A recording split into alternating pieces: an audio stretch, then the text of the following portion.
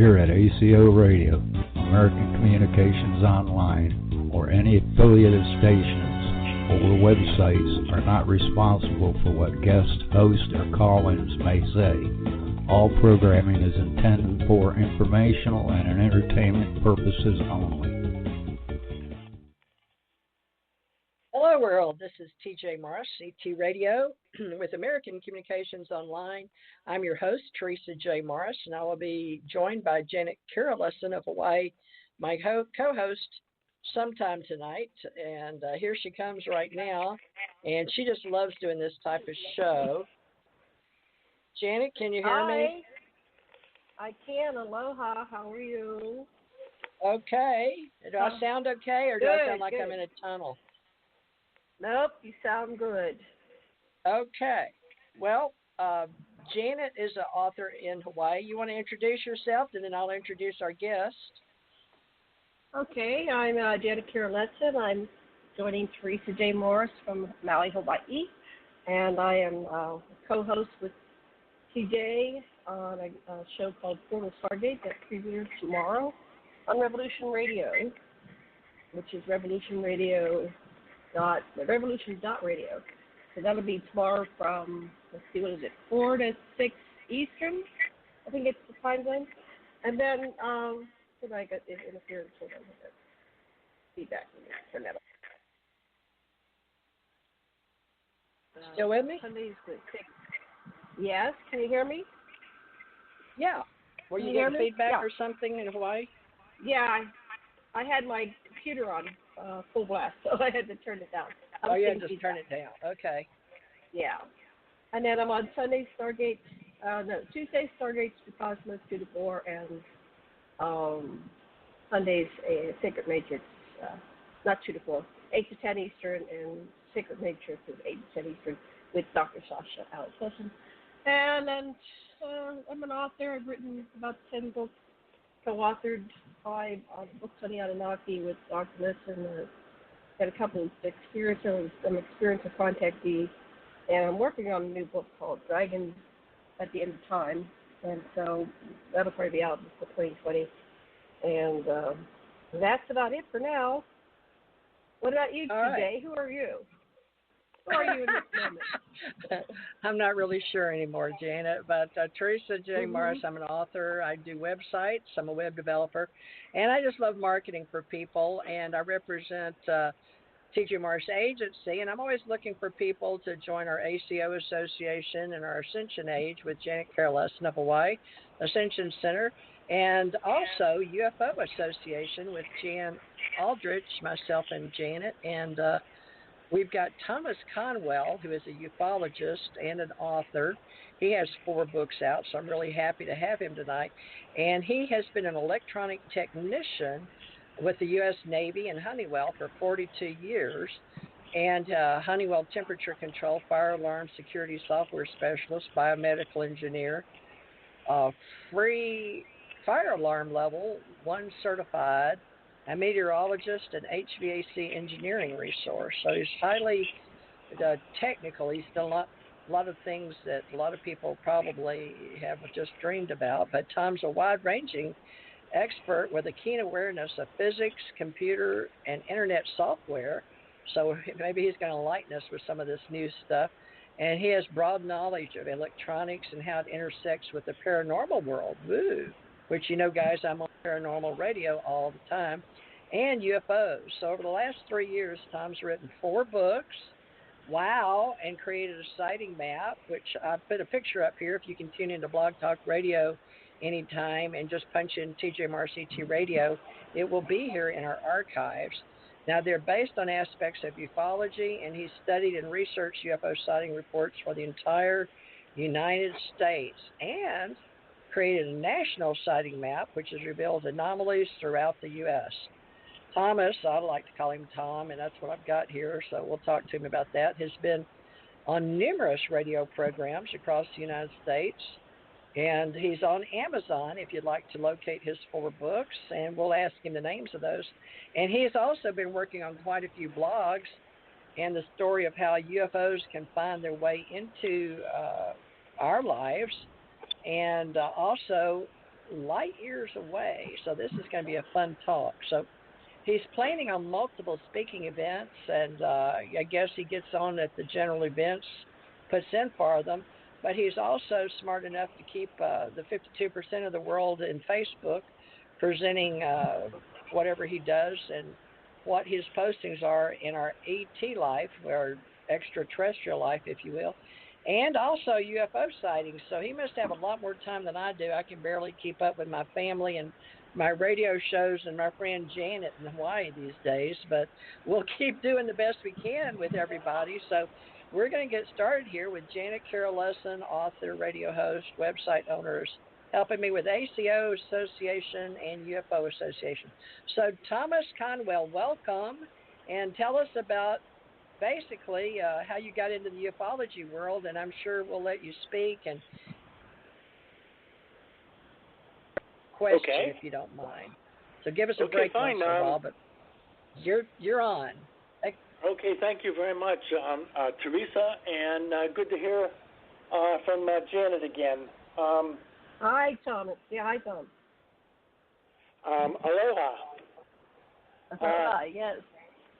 So I have always been interested in UFOs since I was basically since I was a child, and I never really took the extra step to get involved with looking at UFOs. I never did that, but I've always been interested. So I went through my life through the Navy and Honeywell, and did a whole lot of work with them, certainly. And after about 42 years with both of those combined, I finally retired. And then I had a second life, and my second life involved paranormal initially, and eventually into UFOs. And I've been looking at the UFO question for approximately 10 years now. So I've had a whole lot of interest. The funny thing is, I hadn't seen a UFO in the whole time, even though I've been interested, maintained knowledge about them. I grabbed as much as I could read. And never had a sighting until I was almost done with my first book. Nothing.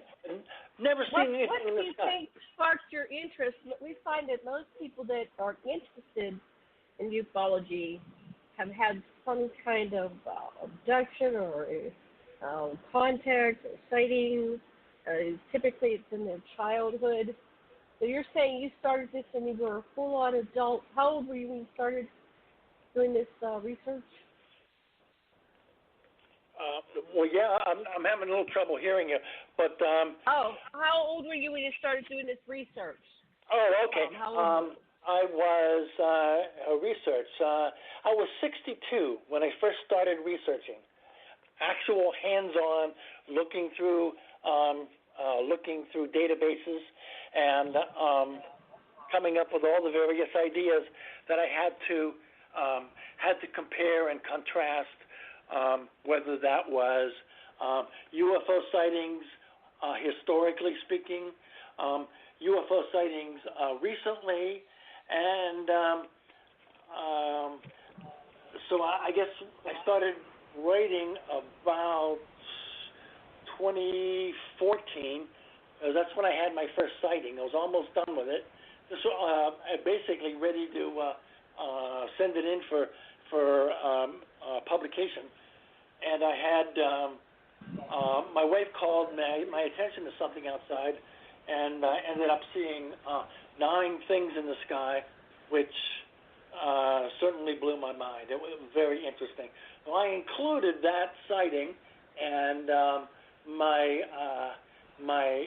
approach to the whole thing, which was like technically related, what I saw, what I thought I saw, time, date, whatever else, and included that within my first book. That was like the first few words of my first book. It ended up being about 12 pages long, I suppose it was about. And was very interesting time. When I started Can you hear writing me, Tom? I'm sorry, go ahead. Can you hear me? Yes, I can. Yes. Okay, good. I just put on a thank you. I needed a sound check.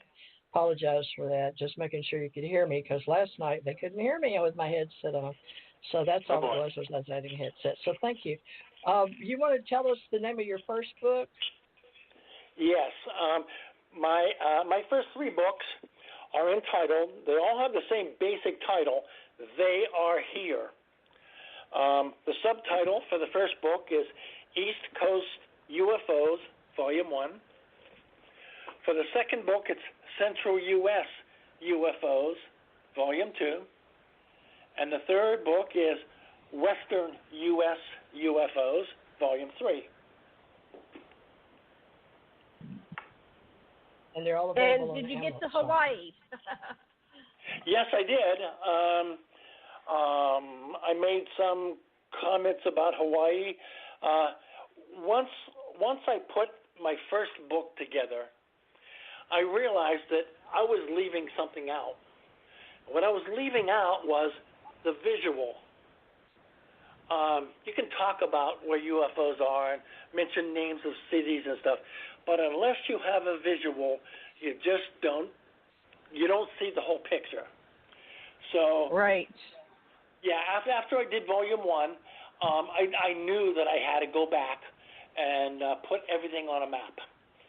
So for Volume 2, I did the amount of sightings for Volume 1 and Volume 2 and put that on a map. I had a lot of problems when I did that. Well, I had a 30 by 50 map. That's a pretty big U.S. map. Some of the areas had so many sightings in them that I couldn't put pins on it because the pins were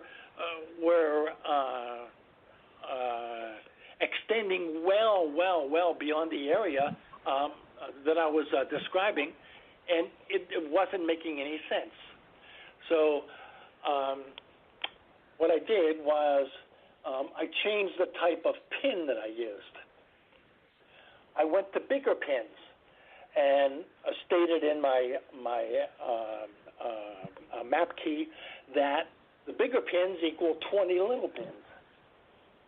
Well, that worked for the United States until I got to the West Coast. And then there were so many sightings out there that I had to make the big pins 100 little pins, equal to 100 little ones. So this was a overwhelming amount of work doing this, and it probably took me a year to put this whole map together. So what did you find out? Where's the most sightings in the United States? Who's the number one? Who's the leader? Okay. I did my map from UFO sightings were from 2011 to approximately 2015. 6 years. That's the time frame. During that, the number one area in the U.S. was the greater Los Angeles area. Ah, interesting. Since then, Phoenix has overtaken Los Angeles for the quantity of sightings. Now, is that up till 2019, or no, just 2016? Are you still avid keeping up? No, I stopped at 2016, and the reason I did is because there were so many pins in some of these areas that it was losing meaning because there were just so many pins, and you couldn't discern one area from the next. Such as in Kentucky, you had Louisville and Lexington, which were about maybe 100 miles apart or so, and there were just so many pins that just filled up the whole area. Okay. A whole lot of cities that had that same problem. So did you register each one based on place, date, or how did you archive all the sightings in your books? Or? Okay, well, several things. First of all, I wanted to. This takes me back to my first book now. I'm not talking about the maps at this point. When I was comparing all of the data, I found that there were approximately roughly 50, different types of things seen in the sky that people were talking about. I couldn't very well put all 50 of those on a graph. I wanted to compare everything and look at what was going up and what was going down and whatever else. I couldn't do it. There were just too many. So I combined types of sightings. In other words, a sphere and an egg. They're almost sphere-like. Some people would look at a sphere and maybe call it an egg. And there were all kinds of variations of that. So I combined the 7 different types of things seen in the sky, and I combined all 50 of them into 7. And those 7 different types were a cigar, disc, fireball, lights, shapes, spheres, and triangles. And I thought that pretty much gave me a good idea of the varying types of things. And I also found that when I started to put them on a map, I couldn't do that. There were just too many of different types. So what I did is I grabbed 3 of the most common ones seen, which were triangles, spheres, and fireballs. And that's all that's on that map, 3 types. And there are so many pins that I just couldn't do anything else with it.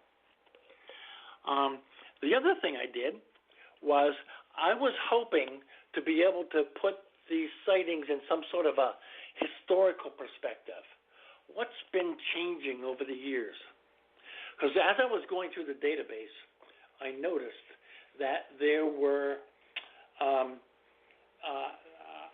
some changes from early to most recent. The earlier sightings, there was a whole lot of discs seen in the sky.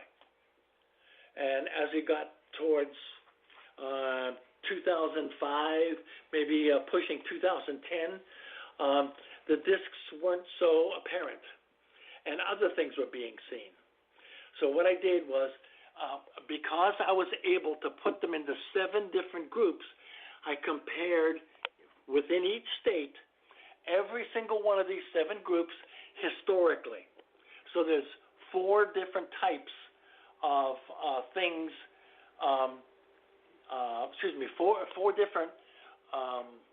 Four different time frames that I was able to use. I also grabbed the same amount of sightings for each of the 7 different varieties, so I could compare them. In other words, if I had like 4 on one and 300 in another, I couldn't very well compare it. Say, well, look how they're changing, because they would change drastically. So, again, I tried, to give you an example, I'd have 150 here and 147 there in the next group, and 160 in the third group, and maybe 170 in the fourth group. Then I could compare them, apples to apples, and see which ones were going down in the amount of sightings and which ones were going up. I come to find out that as far as down and up goes, the discs had a peak in the 1950s, 60s, and 70s, and then they went down drastically. Fireballs, in many cases, were only maybe like 2 or 3 in the 50s, and the most recent, there was the majority of them. So fireballs were going up as discs were going down. In most cases, spheres were pretty much staying consistent. lights in the sky, pretty much consistent. Cigars, I found that there were more of those seen in the early years than in the later ones, the more recent years. And the triangles seem to be even, the same amount of sightings in all four year events. So by comparing them in that way, I was able to determine that there were some changes over the years, that the different types of sightings were varying by large quantities. And also at the time, I saw that many of the graphs that I made had the disks going down in the same relationship that the fireballs were going up. That's what got me interested in finding out what people were actually seeing. So, in the National UFO Reporting Center, if you go in and look at the sightings, there's probably 90,000 in there by now. If you go in there and look, each sighting, each individual sighting has a short and a long description. What I did was read the long description for every single sighting. Took me years. But I did that for a reason. I did that to see what people were describing, how different it was to compare that, their words in a long description, to what they claimed that the sighting was. And then, with that kind of a knowledge, I could possibly compare discs with fireballs and say this is going down in the same relationship as that's going up. So it was a big process, a big deal for me to put all this data together. It took me years, believe me, years and years. So do you think this was majority, was it ET technology or was it human technology, reverse engineered? Did you make any correlation, like this seemed to be humans behind this and this seemed to be extraterrestrial? Okay. I certainly couldn't tell by looking at a database what was what. I had to try to find out some other way. I don't know what is being seen in the sky that is human-made. I can imagine. I could guess that maybe that one is, but that's all I would have. I wouldn't have data like I would have on a database that someone saw something. I could only surmise. I believe that there are a lot of sightings that are indeed man-made, that are now in the sky that can't be explained. But not all of them. I believe that the UFO sightings that peaked around 2012 peaked because there was some effort by some visiting race to do a scan, a survey, or whatever it was of our planet, and that's why we had a peak in sightings. Did that answer your question? Yeah, interesting. So, so your thought is that there was a survey of some kind. TJ, in your research and what you know, can you determine which ones are human-based and which ones are extraterrestrial? It depends on a lot of factors for me. I'm like everybody else. Oh, can you hear me? Yep. Can you hear me? Yes. Okay. Yes. Yeah, it really depends because when I started out, I had a triangle fly overhead when I was in my 84, and right overhead made no sound, but it was really low. I mean, it made sure that it wanted me to know. I can't tell you whether it was of Earth origin or other than Earth origin. Regarding what I've seen as far as white light in Rochester in the 80s, when my first with my children, there's a big white light and two weird things came out. I still to this day couldn't tell you if it was Earth origin, but to me it looked like nothing that I'd ever seen in the world. So you have to go by the perception and the filters of your own mind's eye, of course, and each individual. But I don't know how to explain anything that we see with our eyes, but I do know that UFOs, the way that we think of them, flying saucers, in the history of the UFO Association, is definitely something not of. This is my own opinion, is that if we don't recognize it as something we've in our culture, like airplanes, helicopters, jets, nowadays we have to look for those little things like children have, but also the drones that the adults have. I mean, it's being tried for, talking about drones now. It's become very real. But, we can see all kinds of things that may be man-made. But I pretty much know when I'm around something because I get a different feeling and a different awareness. But I think, Janet, you should answer that too, and so should Tom, because I know what we're talking about, but you have to break it down, definitely. So let's just say there's those we know are made by special black ops, possibly, on the Earth, and then those that aren't. That's my personal opinion. How about you, Janet? And Tom? Okay. Okay. Who do you want to go first?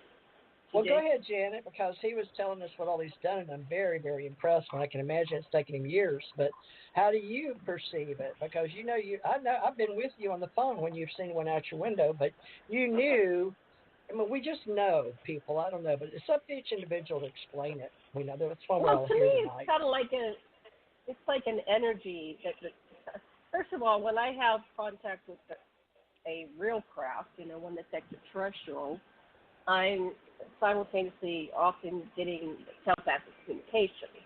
So when I was on the phone with you and the craft appeared on my front porch, so to speak, right outside my window, I had telepathic communication with him at the same time that I was talking to you. So there was one that I had in 1966 when I was 12 years old, and I saw it because it contacted me first, and I turned around. Now, that was a cigar-shaped craft, and it was low enough that I could see inside, like, the windows, and I saw little beings that were definitely not human.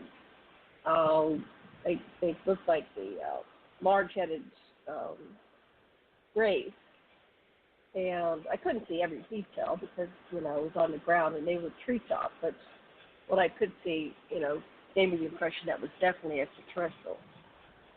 So that's kind of how I know it, but, everybody has different experiences. I know that they have the TR-3B and the SR-11 and other craft. The triangular craft tend to be reverse engineered, but that means the original craft was extraterrestrial and it was triangular. So, yeah, it's very confusing, and I just wondered if you had made any headway on identifying it, because you've researched it at a much deeper level than I have. I haven't had time to do what you did. That was years ago, and we really appreciate that you did that for the UFO community. So thank you for that. So I'll pass this on to you, Tom. Okay.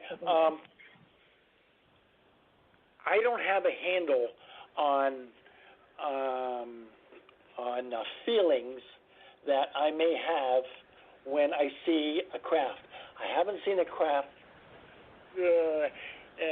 within maybe closer than a mile away. So I never really got the feeling from that craft that I was looking at. So I don't have anything to add in that regard. I have noticed that during some of the interviews that I did with people who were abducted, I took away from that a whole lot of emotional baggage. And for the most part, some of what people have told me really rang true from what you just described, Janet.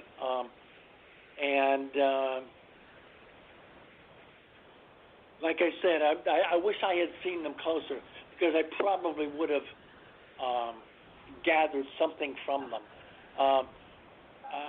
The one thing that I saw that was extremely close, I don't think that it was an actual craft per se.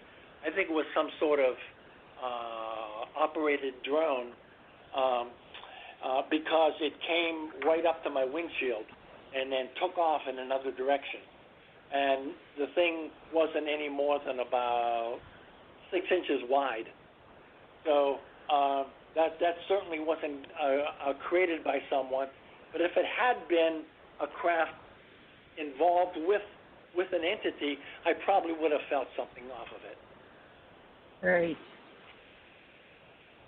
Yeah, Well, how I did you just wanted to add, I mean, the feelings that I have when I'm with the craft, it's almost like it's comforting. It feels like home, or very like natural.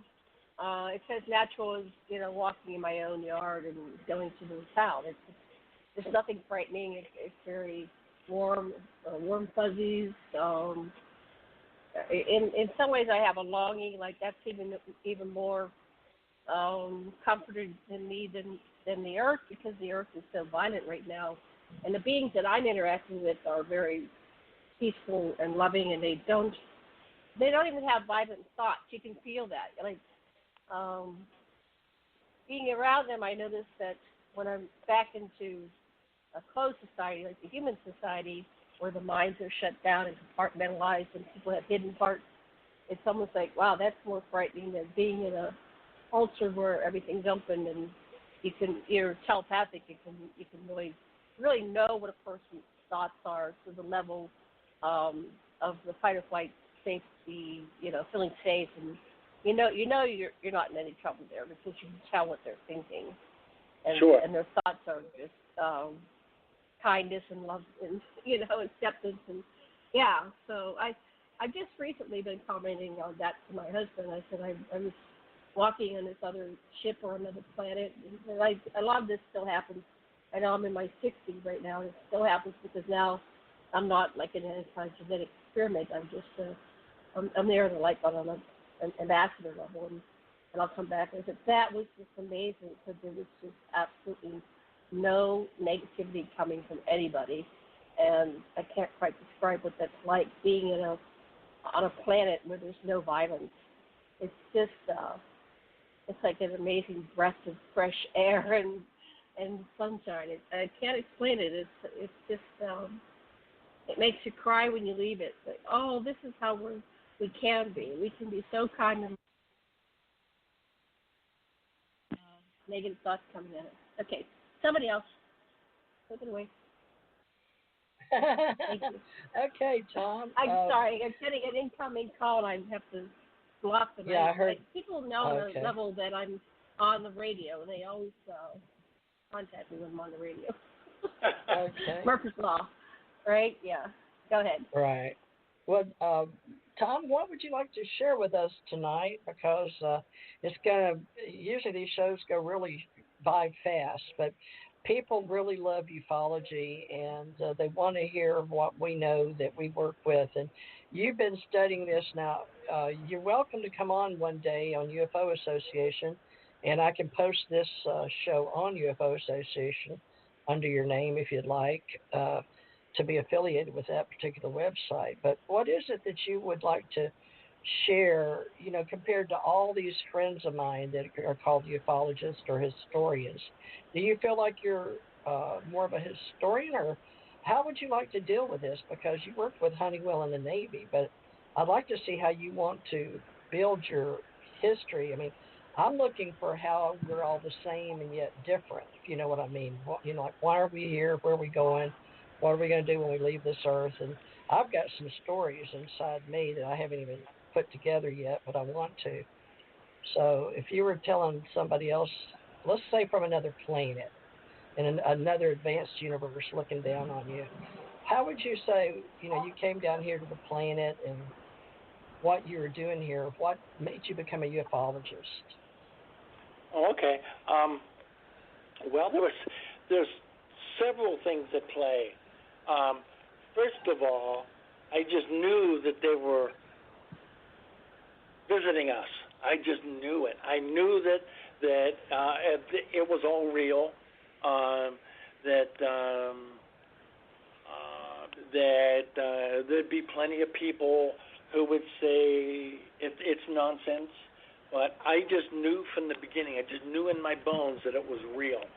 So once I got my opportunity to do my research, I wanted to try to answer the question, why are they here? Not so much where they are or where they're seen, but I wanted to take all the data that I had gathered from various sources, including the National UFO Reporting Center, and look at all of the varying reasons why they could be here.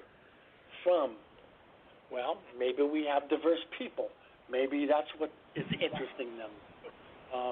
Maybe they're concerned with how we're treating our planet. There's a whole lot of pollution going on, not to mention how we keep dumping stuff into the air that's probably responsible for climate change. The areas where there is protection for our resources.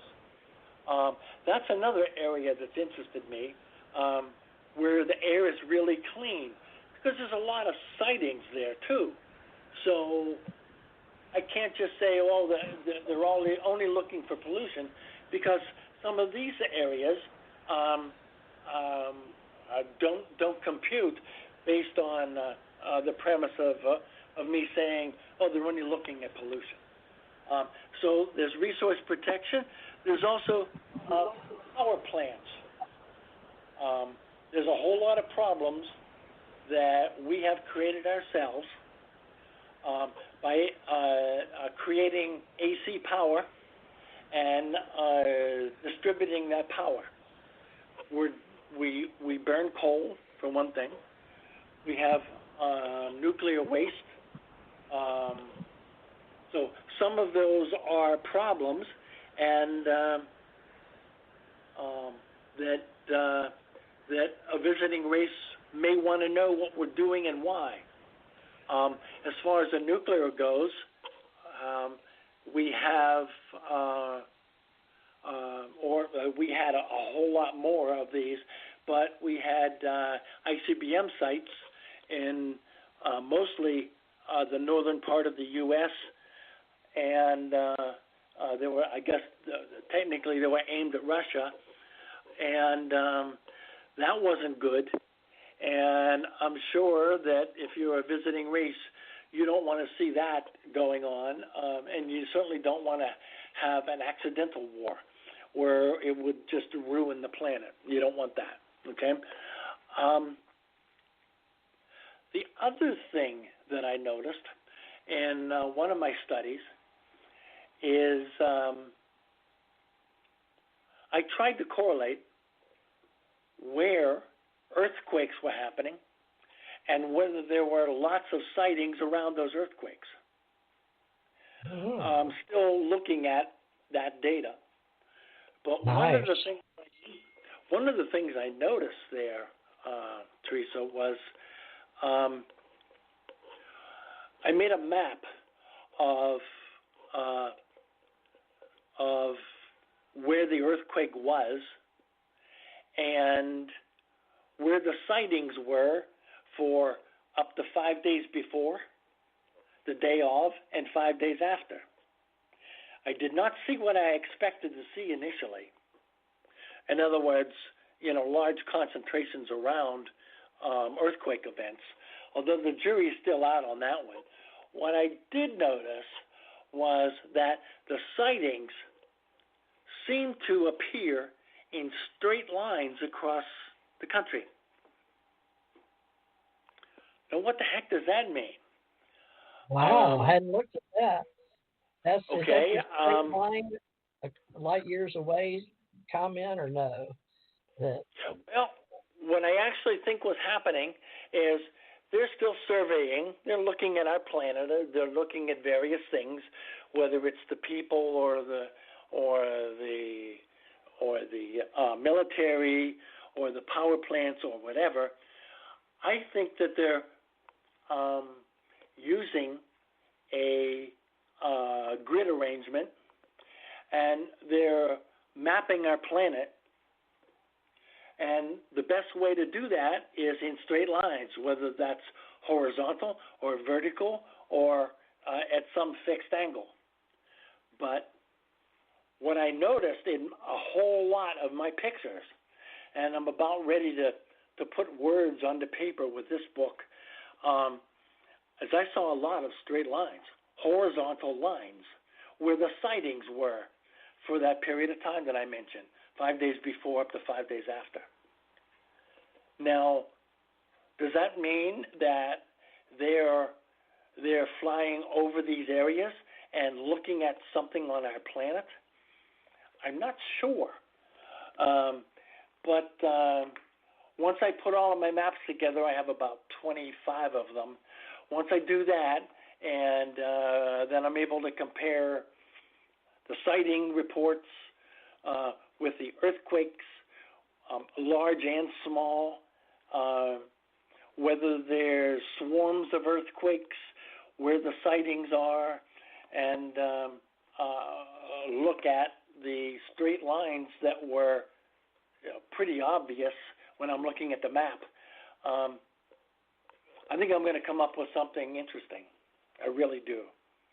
Well, you know, the Earth is 7.83 frequency, and so is our brains, 7.83 hertz. So I'm very curious to see if you've had any findings, because you're into the, I guess, physics of it, and Schumann's wave generators, or the Schumann resonance, and the frequency, because that will go with your grid patterns because of our brains and the Earth. Is that something you may want to put into a report? Because I'd be most interested in reading it. If it anything to do with UFOs, I'm interested in the binaural beats, so to speak. Okay. You were referring to the Schumann resonances, right? That and the human brain operates at 7.83. Like you said, Okay. You saw the line with the grids. Maybe people don't talk about it. Am I speaking out of turn here? Janet, are you familiar with the brain's rhythm and 7.83 human frequency and the Schumann resonance? But this is something that goes with ufology. Maybe I'm too far down the path. No, I wasn't making that connection, but it is a good connection. Bear with me, my internet just put down. I'm trying to get my internet back on before I lose signal here. Okay. So, carry on. I'll interject in a moment here. I'm just.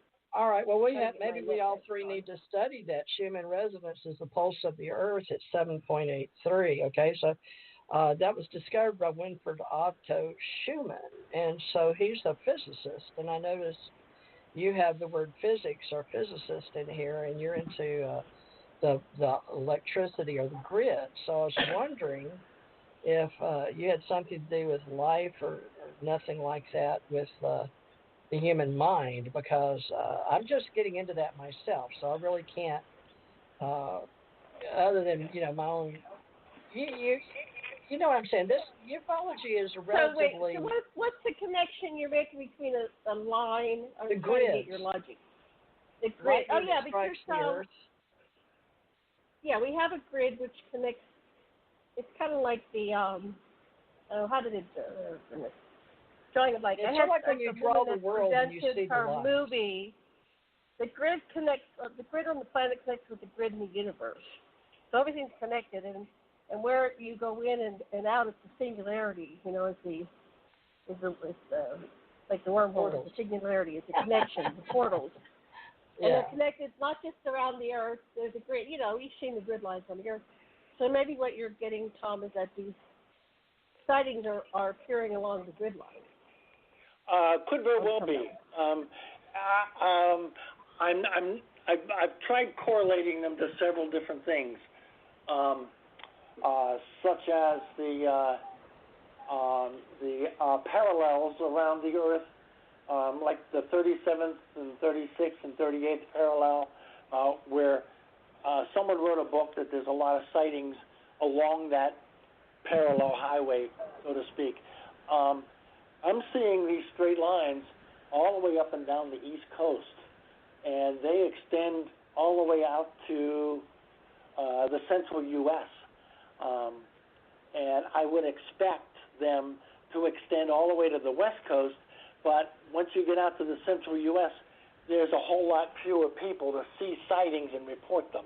So then I'm going to, a very sketchy data, and it really wouldn't be fair to say, oh, yeah, the straight line goes from here to here, because I just don't have that data. Well, we use the 36 parallel for the southern, we call it the Sun Belt across the United States, okay? So, I don't know, that the 36 parallel you said is very popular. I was just commenting that we use that as the Sun Belt across the United States. It's sort of a rough northern boundary for the Sun Belt. I'm living the South. I live below the Sun Belt, below the 36 parallel. Does that make sense, how I'm saying it? There's a lot of stuff above in the United States, but Texas, Louisiana, Mississippi, Alabama, Georgia, Florida, South Carolina, Arizona, we're all down south of the 36 parallel. It runs straight through the middle of the United States. 36 parallel. Great. A lot of the sightings that I saw are right either above or below the various parallels that we were seeing here, such as the one parallel goes across the northern border of Arizona and New Mexico and Oklahoma, and extends across the U.S. into an area above North Carolina, just slightly above North Carolina.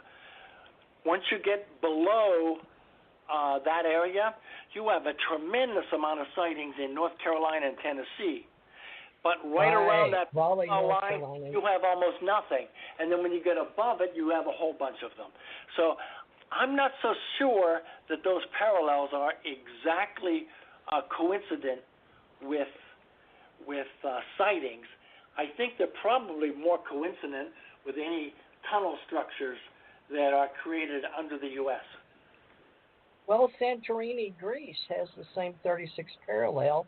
That's where we say that the first big city or the capital of Atlantis was.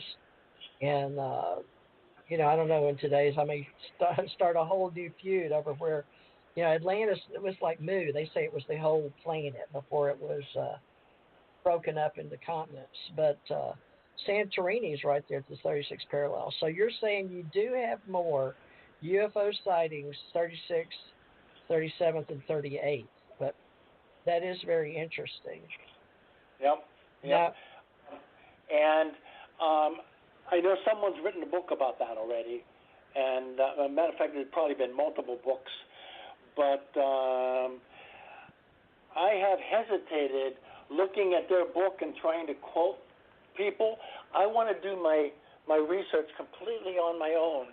Although I'm aware of what other people are doing, I try not to look at their book and make my data make theirs. I'll try to agree with their stuff. I don't want to do that. I want to look independently and then come up with what I have. And if it agrees, then, whoa, we got something. Nice. Okay. Well, we all have a reason to be here, and that's sort of why I like doing these shows.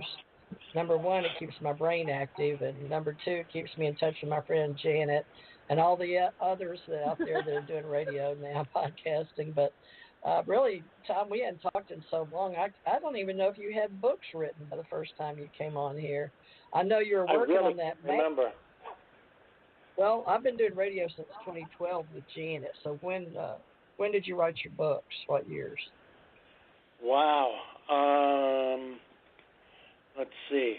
I honestly don't remember. I think the first book I wrote, Volume 1, was done in 2014. Let me go on Amazon. I'll just research you real quick here. I'll pull you up on my trusty new computer here. Amazon Thomas. Is it Thomas? Is there initial or just Thomas Conwell? Well, you may find it as either Thomas Conwell or Thomas W. Conwell. It's been both. Thomas Conwell, Amazon. I'm just going to hit the Thomas Conwell-Amazon book. They are here, so you must be now. Okay, they are here. We need to put. I'll put follow. Now that I'm on the site. Oops, now it wants my email and it kicked me in to sign in. Jeez.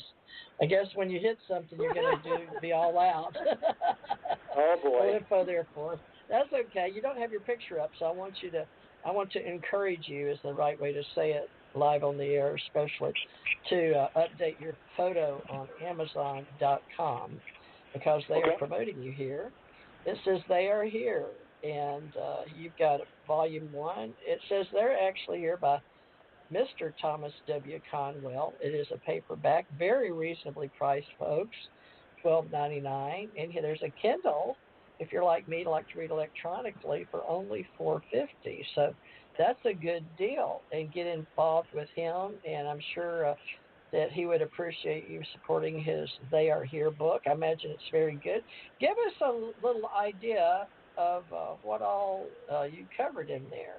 You know, not so much that they don't want to buy the book or get it used, but just give them a little idea. Are you saying that you've got all these sightings that you're trying to make a point that they are here, right? That this is not a joke. You give me your interpretation. Yeah, I've done several things with the data. I mentioned before I did a historical study. That was important to me because I knew that there were changes going on during the years. In the newer books, I've gone to a quantity of sightings every year annually, and I put that in one graph for each state. So each state had some sort of an idea that, you know, back in the 70s, maybe there was a couple little spikes in the 80s, a few more than 90s, and as we went on to about 2013, 14, 15, that's when the real peak happened, and that was basically what I looked at with my UFO sighting map.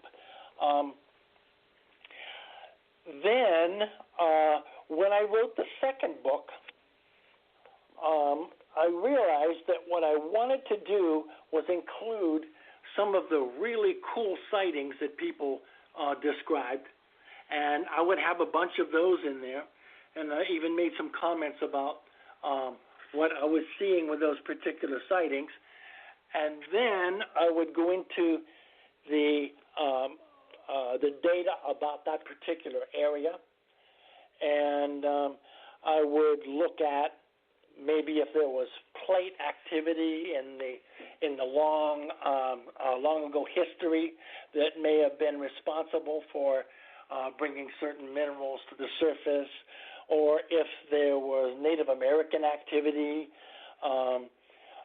Perhaps shallow inland seas were made in some areas. And I looked at Superfund sightings, which were basically about pollution, and then I included all of the government military installations, because there's a lot of sightings around there. And then I would go into the next state, and what I wanted to do was give an idea of what may be going on with some of these geographical areas that may interest the UFOs. Again, my idea was I'm going to try to find out why they are here, not the fact that they are here, just period. I want to know why. Now, with Volume 2, one of the things I did is I was doing some research, and I found some very interesting things in the Native American studies. what I found was that the Native Americans were very, very interested in their own long ago history, and they had a lot of stories that they told of right after the major floods. One of the stories was that they were taught how to live pretty much by people or things that came out of the ocean and taught them. Well, that interested me because I've always been curious about USOs, things that are under the water. Right. So, are they the same things? So then I started looking around in a lot of different areas, and I found other stories that agreed with what the Native Americans were saying. In other words, if I went over to some of the areas in northern Africa, I would find stories of people that came out of the water, people that were half man and half fish. Well, I don't know that they were necessarily half fish. I think probably because they came out of the water, it probably confused the people that saw them. So there was that scenario, and I also started looking around for other stories. Well, I found the same story that occurred in Iraq. Really? In the Persian countries, and the same story also appeared in India, and a very similar, not exact, but very similar story occurred in Australia. So the same people from way back when were telling stories that their great ancestors were taught by beings, people, half man, half fish, that came out of the water and taught them how to live, how to set up their own little governments, how to survive the winter, varying things like this. That really interested me. I knew well, that I was on. Do you know about the Anunnaki? Do you know about the fish people and the Anunnaki from the old? Yeah, it sounds like story? what Enki did after the flood. Enki came out under the sea and the first thing. Yeah, that would confuse them. That makes sense. Yep. Janet, yep. turn your down a little bit more. You're getting feedback, looping. Or turn okay. There's something that's giving you feedback. So maybe it's me. So I made a small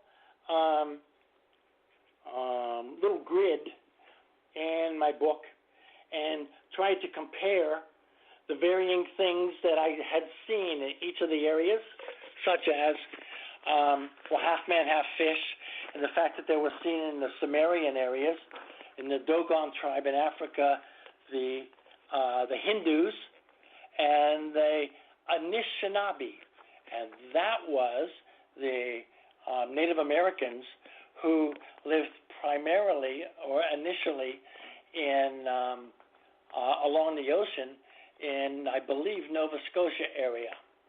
Is that in your second book? Yes, book 2. Yep.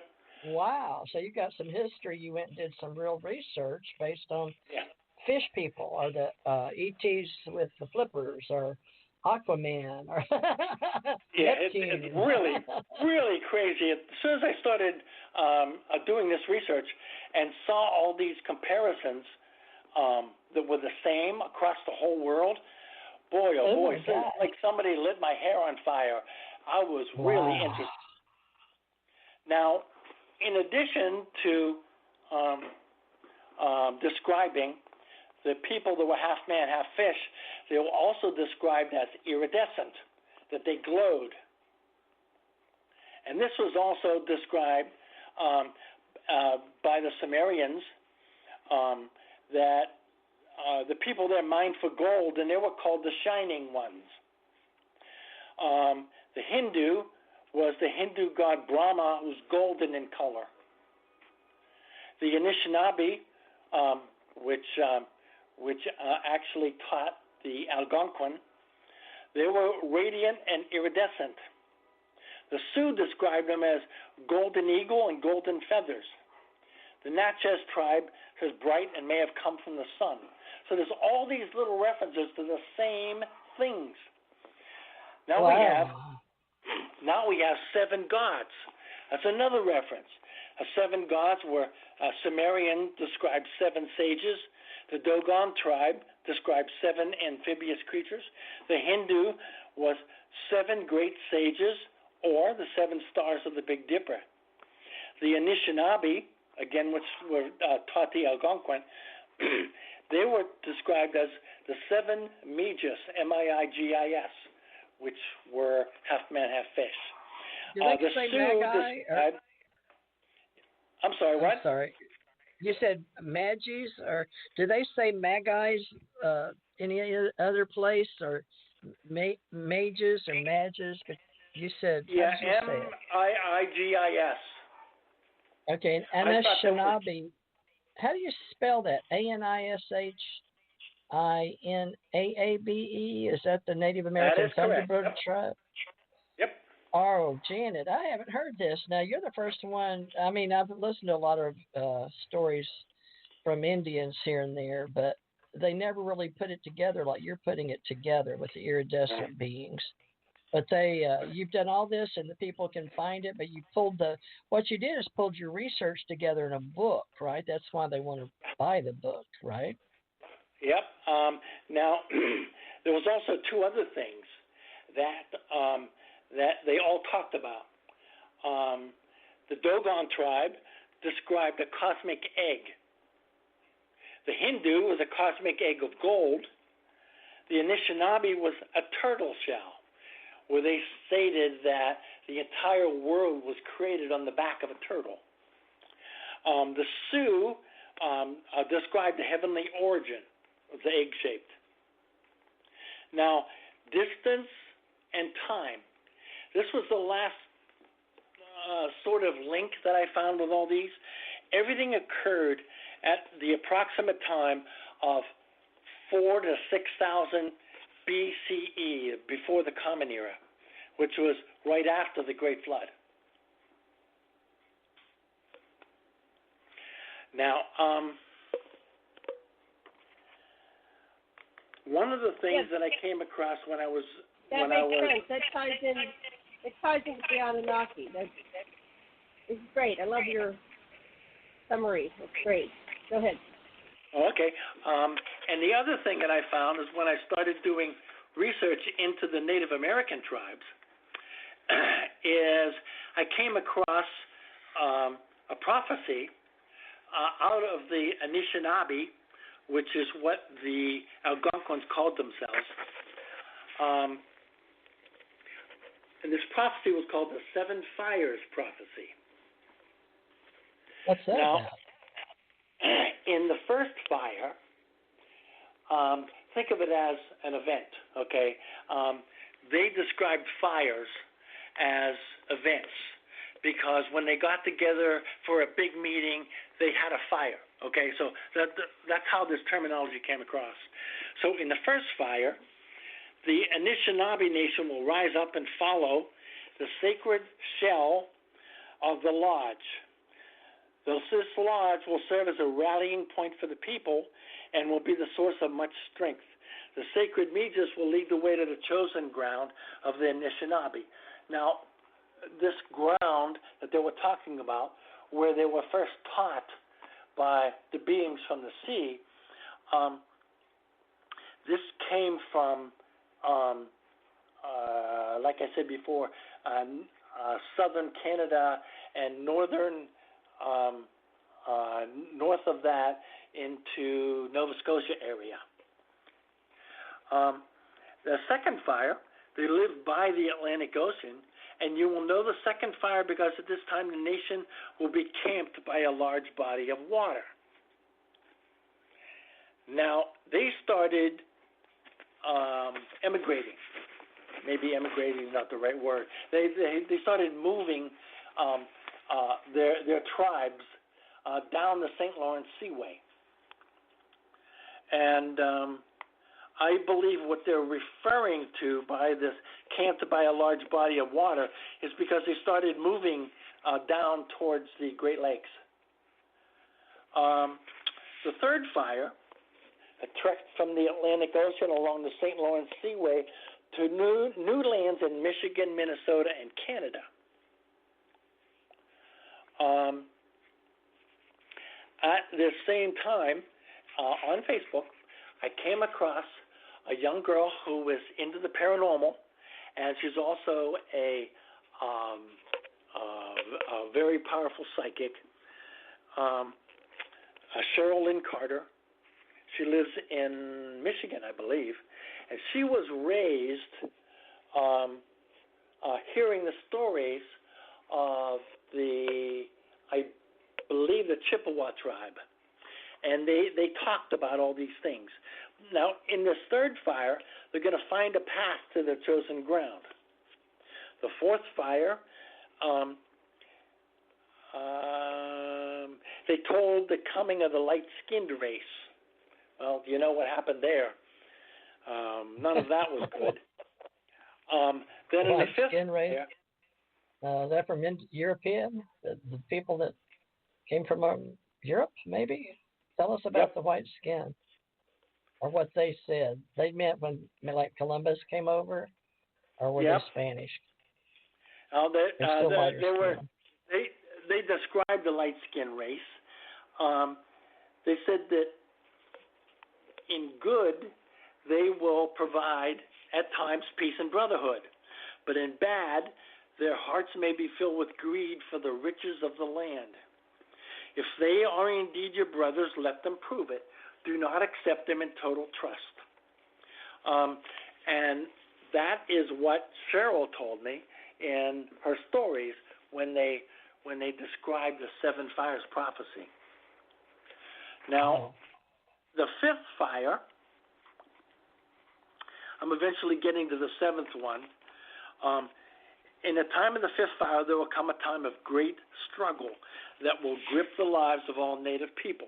Well, we know that after the coming of the light-skinned race, the Native Americans were pretty much wiped out and relegated to just certain areas. A promise that was given to them will prove to be a false promise. All those who accept the promise will cause the near destruction of the people. That there was a lot promised to them, and these things didn't work out. Then we have the sixth fire. The elders talk about it was the Native Americans were sent to the white people's schools, and they learned the way of the white people, and there was also a great sickness that visited the Native Americans. I believe that this was because the Europeans had been exposed to the plagues, and they developed an immunity. But the Native Americans hadn't been exposed to that, and it pretty much wiped out a lot of the Native American race. Now we go to the seventh fire, and this is basically where we are today. If the new people, meaning the Native Americans, will remain strong in their quest, the water drum will again sound its voice, basically saying that the Native American ways will become prominent again. There will be a rebirth of the Anishinaabe Nation and a rekindling of old flames. The sacred fire will again be lit. Now, what Cheryl told me is that she related stories during what she termed as a sweat lodge, that if they follow the 7 gifts the seven fires that they were told about. Then they'll be taken from the earth by our returning gods from the sky, and we will be protected. In other words, they'll be taken off the earth, protected, and the remainder of the earth will experience a reset. And Does it say when? Does it say when? Any dates involved? No. In the seventh fire, they extend for long periods of time. But this was very interesting for me when I heard this stuff, and boy, I changed all my thinking about Native Americans and Native American elders and everything else. This was a real eye-opener for me. Well, yeah, me too. So this is absolutely amazing. So, and you put it in your book, right? Yep. I was pretty much reading from like the last groups of quotes in the last 15 pages. Wow. Janet, any questions or comments? Well, I think we have a lot to learn. Oh, geez, did he beat that? Hold on, let me try moving. Hold on. So, that all ties in with the Anunnaki story, and it makes sense. I don't know why I'm getting all this feedback. Yeah. I don't know. I'll just shut up and listen. Well, it ties in, Janet. You're right, and I've got you down as low as I can go on my end. So I don't know what's causing that. It's on your end because I just turned it off. I turned it off, and it's coming from your end. I'm on mute. All right. Okay. Wonder why. Well, I've got my headset in, but the one on the... Can you hear me okay? I don't know how to control that. All right, well, Tom, I guess you better talk for a while then. Just give us some more... I like the fish stories, so keep going on the fish, if you will. Yeah, I didn't get a whole lot more than that, other than the fact that... when I was looking at the sighting reports and creating my map, there were stories out of each and every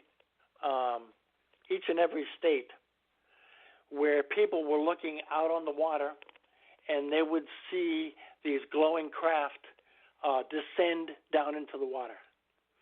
And this was happening in lakes, in the ocean, all over the place. And this was probably one of the things that have interested me the most about the UFO sightings, because I believe that when they came to this planet, they were probably part of a water world, and they just feel more at home there. And they also probably require huge amounts of fresh water in order to survive. And that may be in regard to their ships and requiring water to cool them. And they may actually have to have fresh water piped through their ships in order to survive. That's all I can figure, because they sure do like it underwater.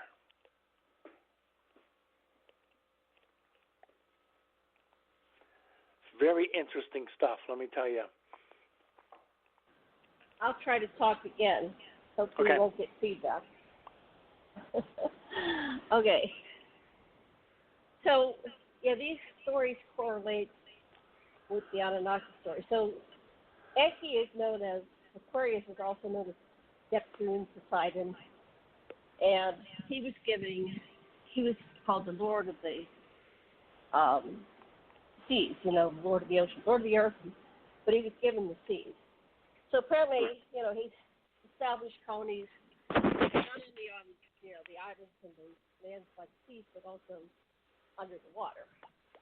And he was a geneticist, so he played with combining DNA. So he apparently created the Mer people, or maybe he encountered the Mer people. So there's a story of the Anunnaki working with the Mer people, mermen. So you have all these depictions throughout time, and we've dismissed them as mythological, but they probably still do exist.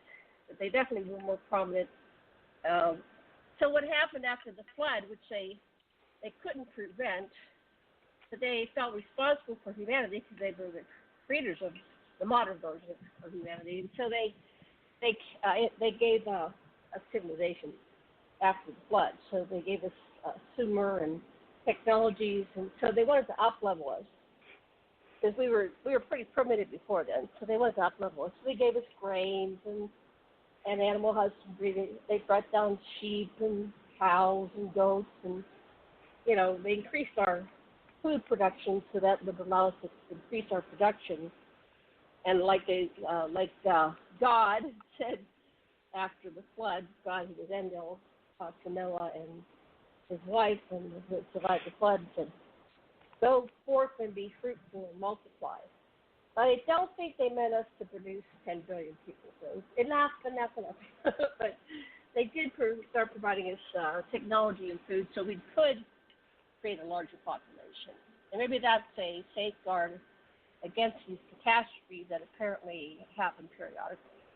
And this latest disaster that may be coming upon, debate is it human caused or is it something from the solar system? It's all the above. We're certainly not helping the world by polluting it and destroying all the life systems. But anyway, that's my thoughts on it. What about you, TJ?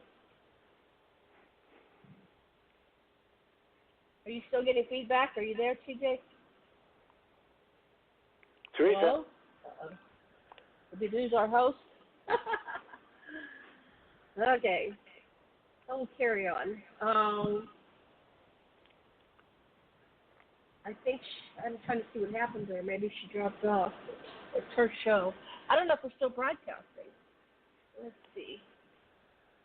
I'll see if it's still broadcasting.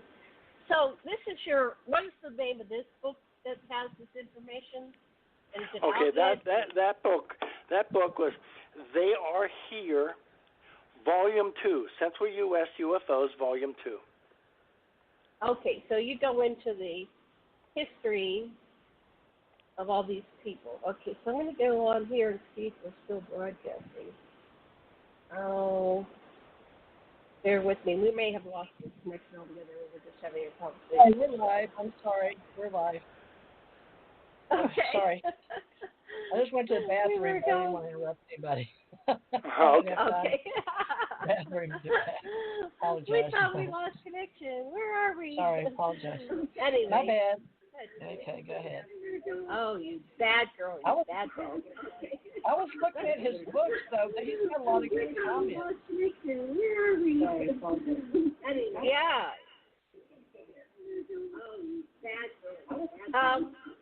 I'm getting some feedback. Okay, I'm gonna mute.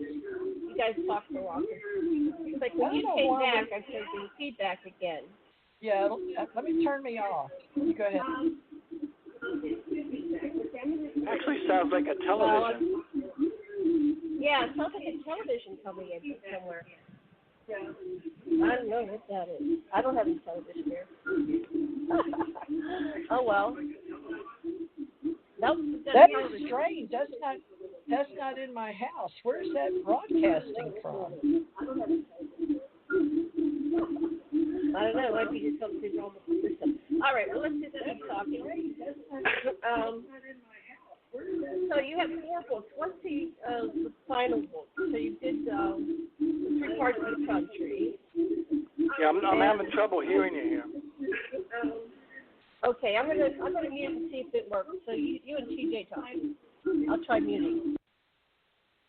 That's what it was, Janet. It was from your end. You got a TV on? That's odd.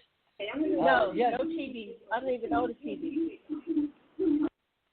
Wow. So that's coming from Hawaii. I guess it bounces up and hits the satellite time. Did you do any of that work in Honeywell by any chance, or security software? I did not work with televisions, or radio or satellites. However, what I did was I worked a little bit. I guess about half my time with Honeywell, I was in a peripheral way. I was in the space program, and I did a lot of work in recording of data from various things that were sent up into space. And then I changed divisions in Honeywell, and then I went into building temperature control. Well, tell us about the space like the great big tall buildings and temperature, fire, and security. Tell us about this space stuff, because we're all space advocates. What, if anything, did you have to do with space? You mean like NASA stuff, or not? Yeah, sort of. One of the things that I was responsible for repairing was a large tape recorder. Now, the only way, this was back in the, when did I start? So this was back in the 70s. The only way that they could record information from satellites, and they were figuring out as how to store all this stuff on a satellite and then download it to a land-based thing, is one of the things I worked on was a huge tape recorder, and it would take the data that the satellite looked at, like pictures and whatever else, and as it got over the land area that the satellite was going over, it would dump all of its data into the land-based areas, and it would take that data and put it directly on our tape recorders. Well, was it with the Navy or Honeywell? Was it Navy or Honeywell or something else? This is with Honeywell. Wow. I didn't know they did that. Strictly with Honeywell. Yeah. They didn't work with satellites and the military for too long in the work that I was doing. We worked about 15 years, I guess, and then they sold that division off to another group. So either I had to change companies, which I wasn't willing to do because I had a great retirement program, or stay with Honeywell and switch jobs. So that's what I ended up doing. So satellite communications, it says Honeywell aerospace.honeywell.com. Good lands. I would never have known that if you hadn't come on our show. Honeywell's new SATCOM system brings worldwide voice. Well, you'll have to look into that since you worked for Honeywell, and you're obviously going to keep talking, and so you're actually a good spokesperson having done that. I would never have known Honeywell was even in the running, much less technology. Yeah, we had a lot of recording devices, and we recorded everything from satellites flying overhead and dumping data to EKGs and doing heart studies. Good lands. Well, yeah, we did everything. Everything. Anything that you could get this data and record it to look at later, that was Honeywell. It says just October 24th that one of their press releases in Charlotte, North Carolina, PRWire News, they got out there and said that they announced Honeywell Robotics, an advanced technology center of excellence focused on innovating and developing artificial intelligence, machine learning, computer vision, and advanced robotics for use across supply chains. Based in Pittsburgh, Honeywell Our Honeywell robotics will help shape the warehouse and distribution center of the future. Whoa! So Honeywell up and coming. Guess we better go grab some stock, folks. Honeywell Safety. I may not be allowed to say that. I was kidding, but Honeywell Safety and Production Solutions and Honeywell.com. So seemed like weren't they in the cash register business or something? I'm trying to remember where I know the name Honeywell. Was it around NASA back in the 60s and 70s? Mostly, you see the word Honeywell all over the place because they're on thermostats. Oh, okay. But they do have an aerospace and defense. Oh, yes, they do. Division. Yeah. Yeah. But I would never have thought that. This is very interesting. They have a customer portal, defense, cybersecurity. My goodness, sensors and switches, space. Well. Move over. Yeah, they're into all kinds of stuff. It's a very big company, and they have some of the best engineers in the world. Wow, they got some nice photos in their blog of man in space. This is a trip of the stuff. Yeah, there's so much to know out there. You would agree with that, right? And Janet's sitting over there in Hawaii. You know, I love Hawaii, and it's like heaven on earth. You know, it's like, I mean, it's just beautiful. I saw some of the most beautiful plants in the world. And I loved Oahu. I guess it rains more where she's at in Maui, but we get a lot of television shows from the big island of Maui now. But that reception she's getting, I swear, Janet, you may want to call back in because it sounds like your background was like somebody's TV communication coming across your phone wire. And I don't know enough about this stuff. I just know that she has a rough time in Hawaii. Now, does it go up and hit the satellite? Her phone's over there and cell? Because it's not going under the ocean, right? It's going. I honestly don't know how they do that from there. They probably put it up the satellite, so that would be the easiest way. But they certainly could be underwater from there to the West Coast. Mainland? Sure. That's amazing. Well, I'm glad you brought up, I hope you will do some type of article, at least, on, it says, when failure is not an option, you can count on Honeywell to provide custom engineered space products that perform with reliability and consistency. There's so much for me to know these days in ufology, Tom, and how we can bring it to reality is to actually go out like you do and find the historical origin of what we've been dealing with in space and bring it back into this 3D dimension.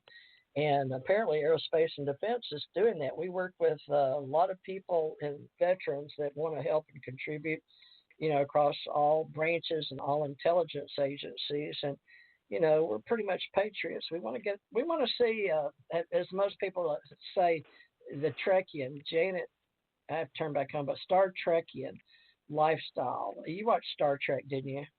Oh, I never missed an episode.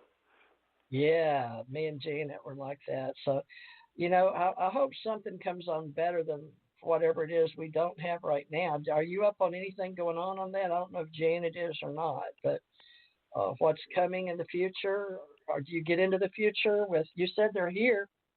I've always thought me and Janet, I feel like we're extraterrestrials, Thomas, to be honest. I just don't know how to bring it to the forefront. I've heard a lot of people describe themselves that way. I wanted to try talking again. If this doesn't work, I'll call back in. But they're coming out with a new season of Picard. You know, the second generation Captain Picard. And so that looks pretty promising. And so they're going to pick up some of that, you know, original story there and bring in some new information. And they have all these new technologies for doing the animation and the ships, and so it's very exciting. That I think is going to be on CBS, and I believe it's coming in November. And here comes the interference again. So it's been there for us. Janet, call back in. Would you do that? I will. Call back in. Okay. Thanks. I think it's just her line. Yeah, we'll just I'm pretty sure of it. I can hardly what tell they her do voice when they have multiple lines, multiple conversations run across the same wire, and they separate them by tiny frequencies and modulate the frequency and then decode it at the other end. And sometimes they get a little mixed up, and that's what it sounded like was happening there. I've never heard of that. It used to be called single sideband. Now, I don't know if they use single sideband and transmission along the wires, but it's some sort of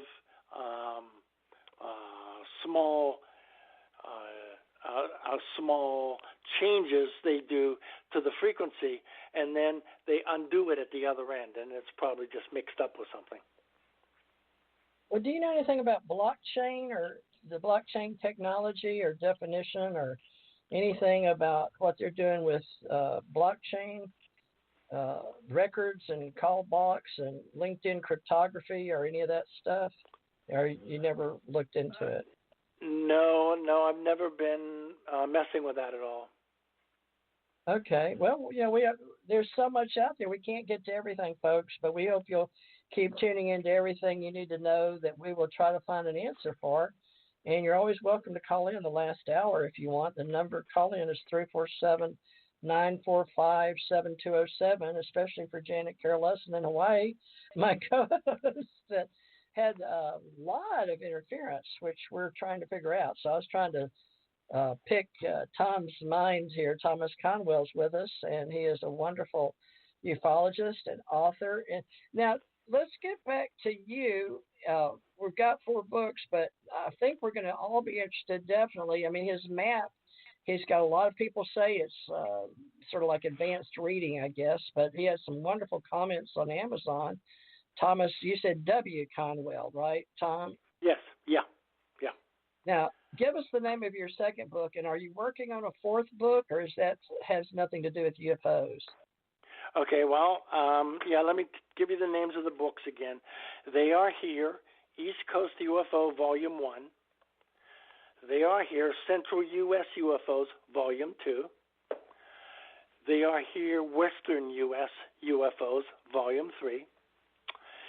My 4th book is called Going Interstellar, and that's a collection of blogs that I wrote about various technologies and stuff like that, and tried to describe if you know very little about UFOs, or maybe how electronics interacts with all this stuff, and maybe physics. I try to write little blogs describing each of the little aspects of physics that you would really have to understand if you want to understand the whole UFO question. Now, those are my 4 Wow. Well, yeah. Congratulations. We haven't talked in a long, long time. You have really come a long way, baby. So I'm glad. Now, you want me to list you in our UFO Association because you've done a lot of work. It's sure, free. why not? I'll just have to go over there. All right, I'll go over there and make you a page. It won't be in the next day or 2, but I'll get you up there with your links and your bio and your book list. I owe it to half the world already, but it's just getting around to it. And I sit here all day, but right now I've got family and I haven't seen in like 20 years. I've got to go over to my daughter's in about 30 minutes to go see my sister driving around an RV. Her husband was a forensic scientist in Lubbock, Texas, and they moved to Austin, Texas. He worked for the he worked for Texas State Department of Public Safety, I believe, but he was a forensic scientist before they had the movie Bones. But I used to see him in a lot of television documentaries. His name's Jim Thomas. And then Brenda, my sister, she was a nurse and ran hospitals and different groups. Oh, much better, Janet. No sound. I figured it out. Somehow, when I was fixing the internet, it turned on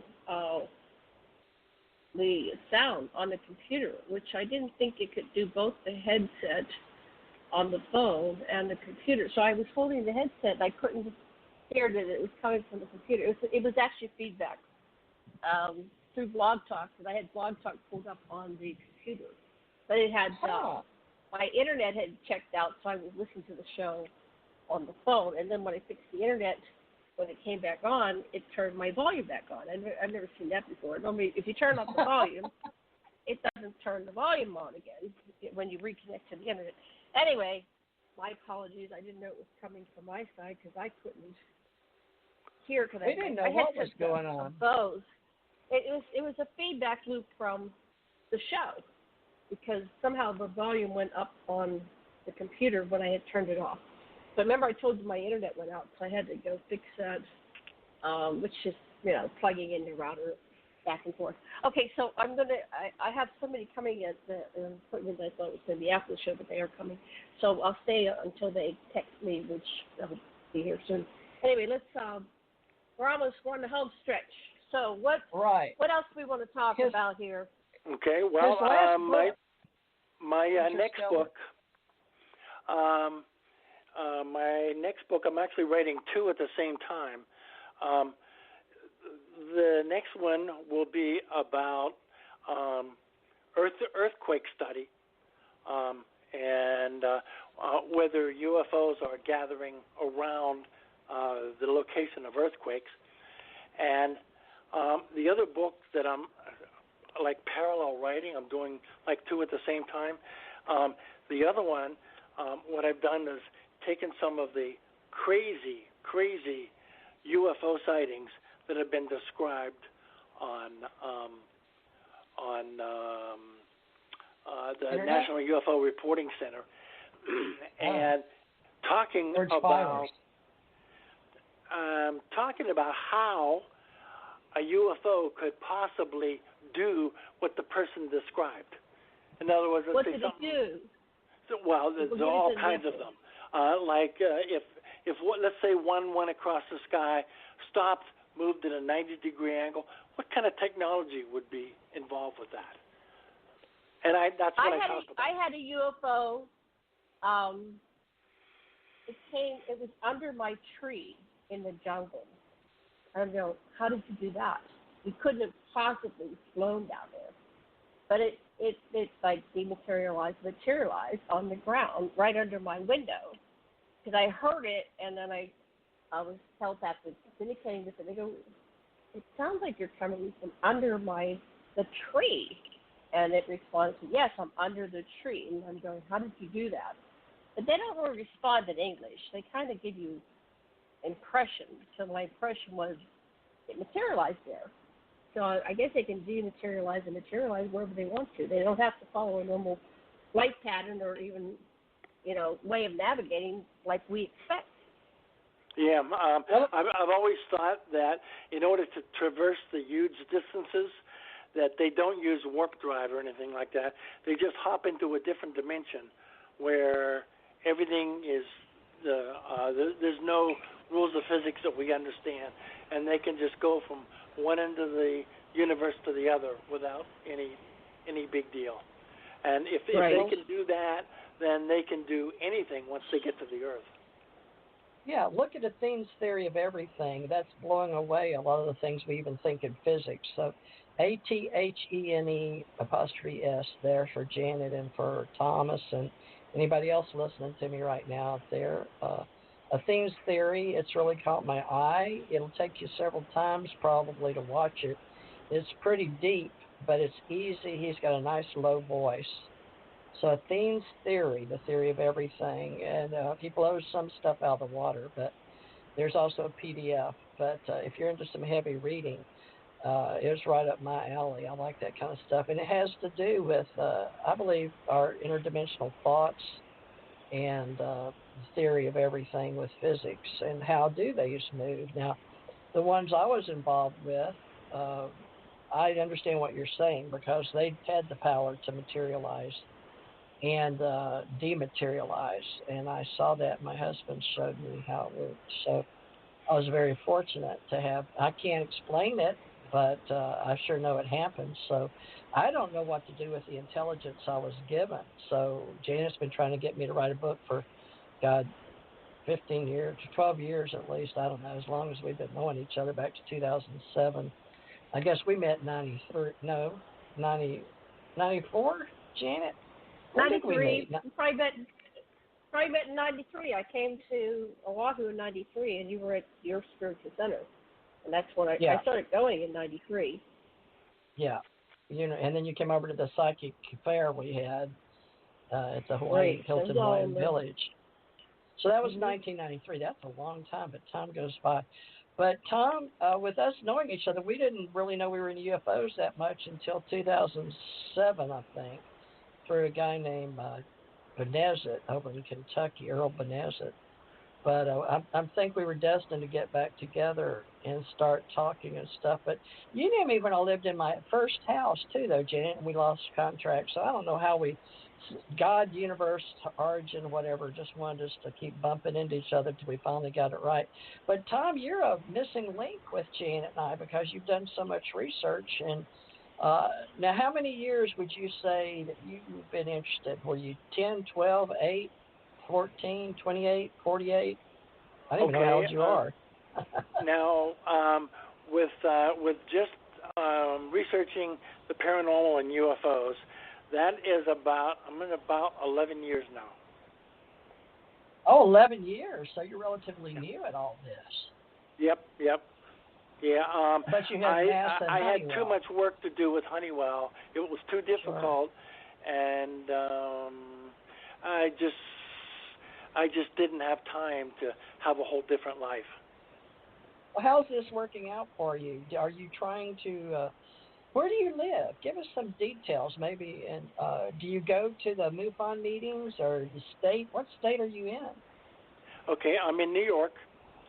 I live in Troy, New York, which is a smallish town across the river from the state capital of Albany. Oh, so Albany has a MUFON meeting there, you think, at the library or something? No, there's nothing to do with MUFON almost throughout the whole state of New York. They have a New York director, and I'm friends with him, and there's an occasional MUFON-related meeting in Syracuse, which I will attend from time to time.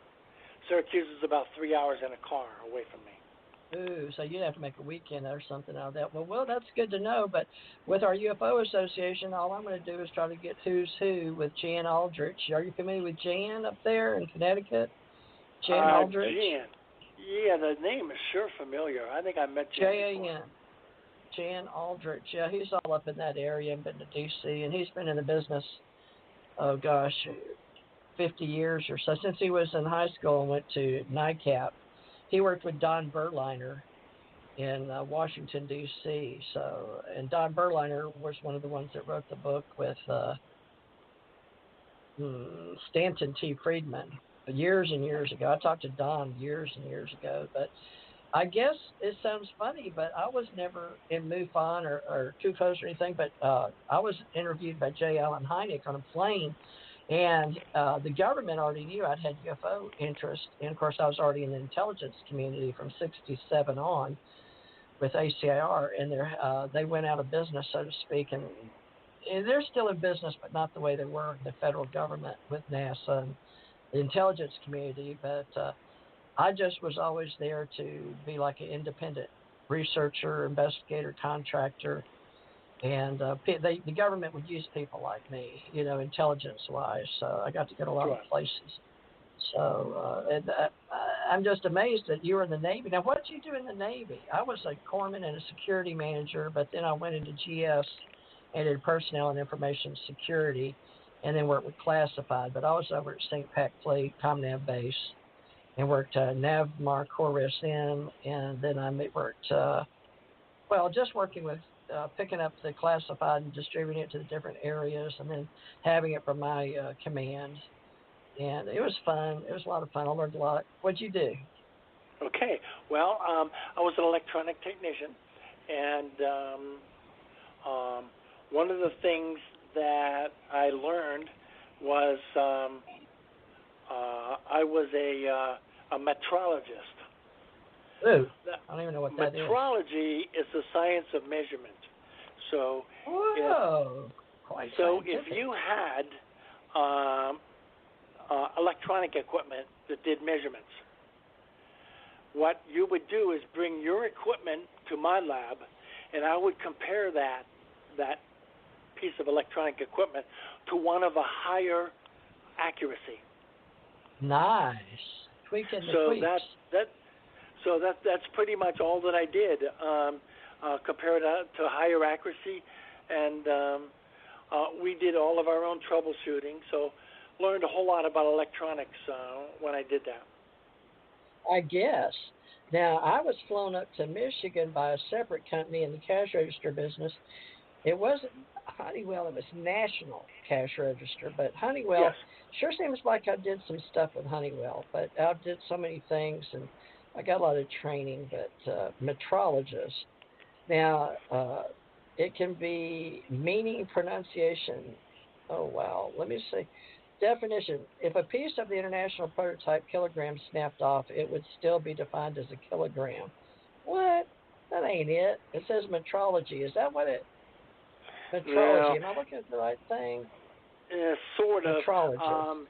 If Precision measurement. if you had something that was a weight, a frequency, some sort of something that you would measure, there would be higher standards to compare your equipment to, so that your equipment would be accurate when you used it out in the field. It says a metrologist is one who studies or practices metrology. There's a new word for all of us. Yeah. Janet, all those space nerds. Metrology. Word of the day, folks. And it's provided by Honeywell, believe it or not. Over here, there's a astronaut bouncing around on a balloon on the moon or something. So Honeywell's really into this human space thing, folks. It's space obsessed since 1958. We've been disruptive technology for 60 years, so we should say sponsored by Honeywell today. Thomas I guess W. so. Thomas, now, go back to that Interstellar book. Tell Janet missed that. She was correcting her equipment feedback. What was that book? All right. Well, when I first became a ufologist, what I wanted to do was create some sort of history of writings or something that would give me some believability, let's say. So what I set out to do is I looked at a whole bunch of different UFO sightings and looked at the descriptions around them and said, well, what I have to do is describe how that ship might be possible for that ship to do what we just saw it do in the air. So I delved into physics and tried to describe how these ships could do some really unique things, such as I had to look at sound, I had to look at a frequency and what frequency meant, life in the universe. I'm looking at the varying things that I wrote about.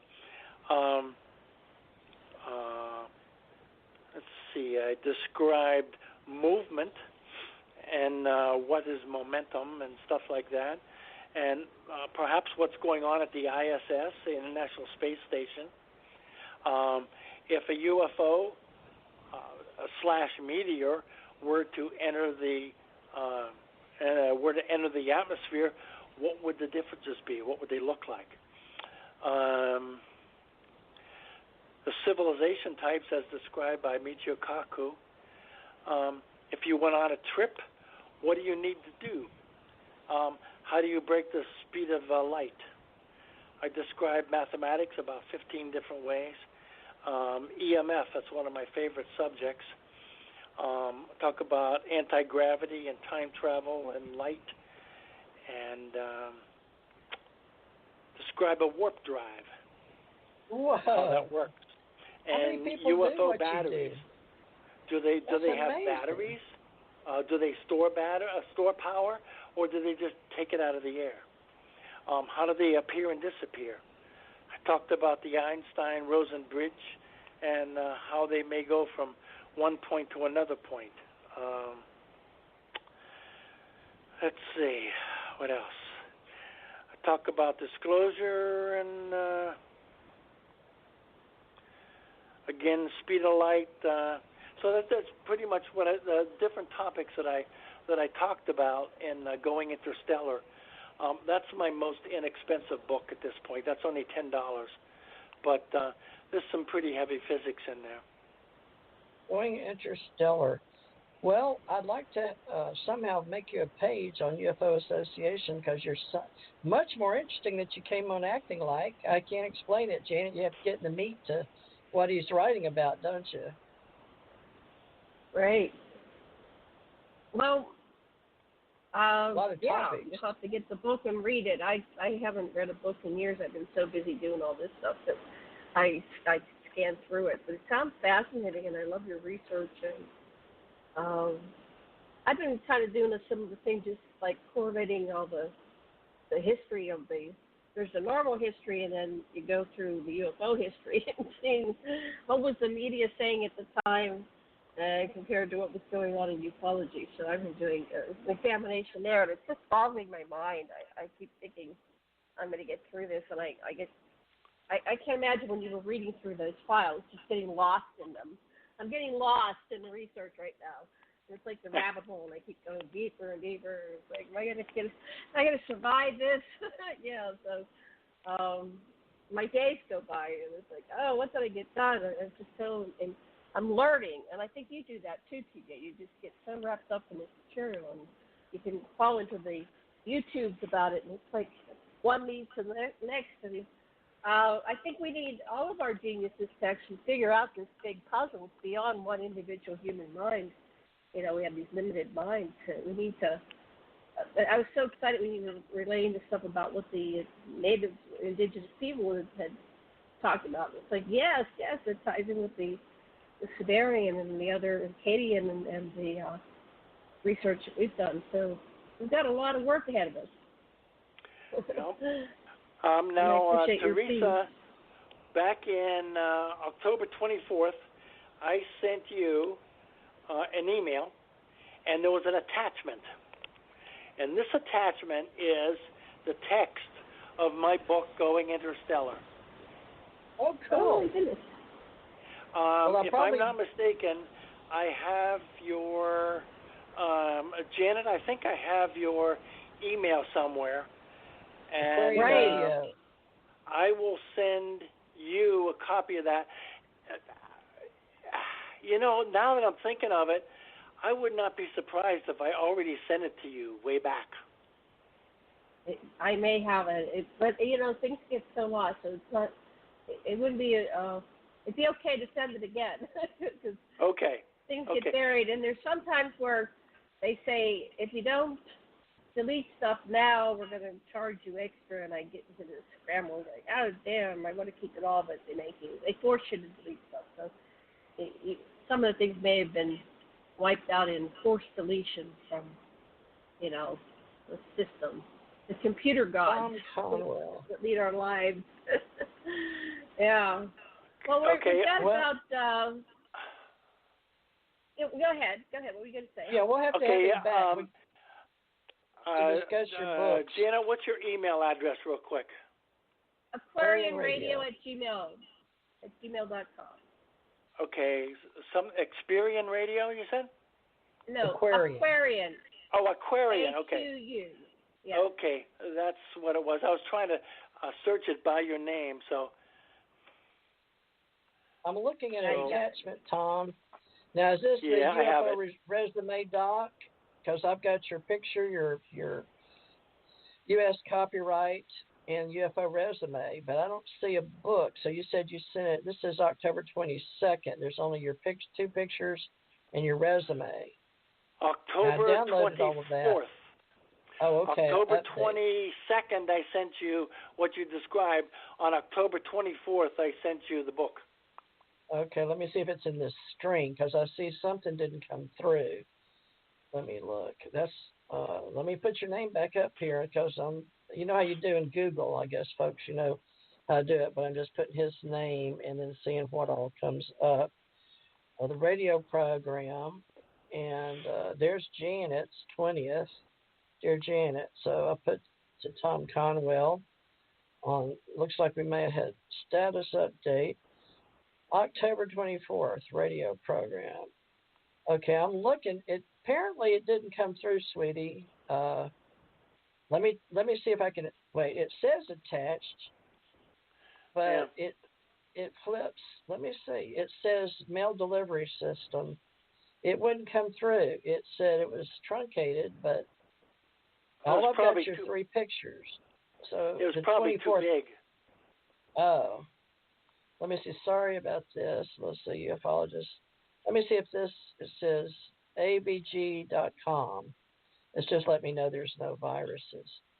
Darn it. Can you put it in a PDF form? It is in a PDF. Well, then why didn't it come through? Well, when you send it to Janet, CC me, would you? Because I'd love to use it and get with you and have you back on and just break it down. Because seems like if I would have known that, I would have, got back to you. But I'm honest to God, I'm bringing up everything that you have. You don't see that I responded to it, do you? 48. Okay. Do you see that I responded? No, you didn't. Yeah, that doesn't make. Okay, I've got your address here and your picture. It's in my email. It says I can hang out with you. Wait, would it be a UFO story or is that Yes? it? Yes. Okay, now for some reason, there. Now why is it? That's strange. Because I hit your picture and it came up, but it's the brand new thing here. Hold on, that's my daughter.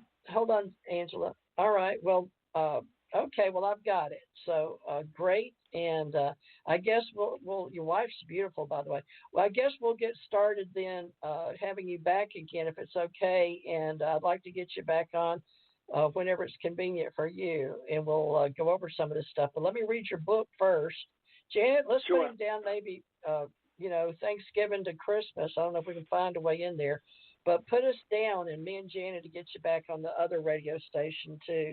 Janet, let's have him on Portal Stargate one Thursday if you can make it. We've only got 2 minutes left, but she and I are doing Thursdays on Revolution Radio, and that's 4 to 6 Eastern time. If you can make it on a Thursday, just write it down and then let us know if you've got one available, and Janet and I will put you on our calendars.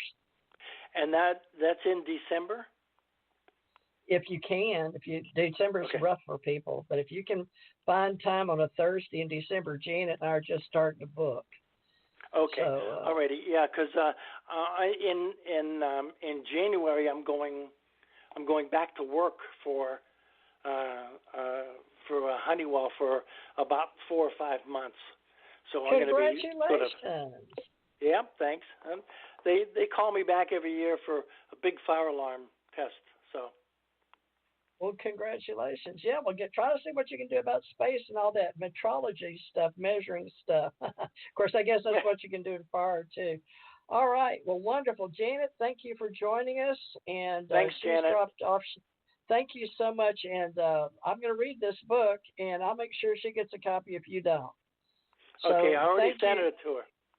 Oh, okay, great. Well, we will look for you, and just let us know. Look at your calendar for Thursday, 4 to 6 Eastern time with Portal to Stargate with us on Revolution.radio. Okay, thank you. This has been TJ RCT Radio. Thank you, Tom. We appreciate it. Look forward to talking to you again in the future.